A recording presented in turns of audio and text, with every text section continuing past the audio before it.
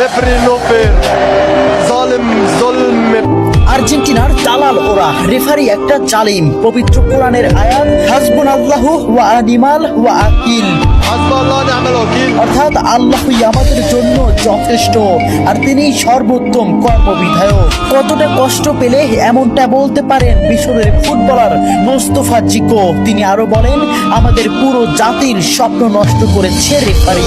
আর্জেন্টিনার দালাল ওরা, রেফারি একটা দেশের পুরো পরিশ্রমকে এক নিমিষেই নষ্ট করে দিলেন। ম্যাচের শুরু থেকেই তিনি আমাদের বিরুদ্ধে কাজ করেছেন। চোখের জলকে সঙ্গে করে আটালান্টার সবুজ ঘাসে পড়ে থাকেন মিশরের স্বপ্নবাজরা। 3-2 গোলে শেষ তাদের বিশ্বকাপের যাত্রা। ম্যাচে ফ্রাসোয়া ল্যাটিসিয়া রেফারি হিসেবে দায়িত্ব পালন করেন। মিশরের একটি গোল বাতিলের পাশাপাশি ম্যাচের শেষ মুহূর্তে মোহাম্মদ সালার একটি ট্যাকেলও এড়িয়ে যান তিনি। দেখার প্রয়োজনও করেননি VAR। জানিয়ে রীতিমতো তুলপাড় ফুটবল বিশ্ব। ওই কাউন্টার অ্যাটাকে গোল করে আর্জেন্টিনাকে এগিয়ে দেন অ্যানজো। শেষ পর্যন্ত মিশর হৃদয় ভাঙ্গা হারকে সঙ্গী করে মাঠ ছাড়ে।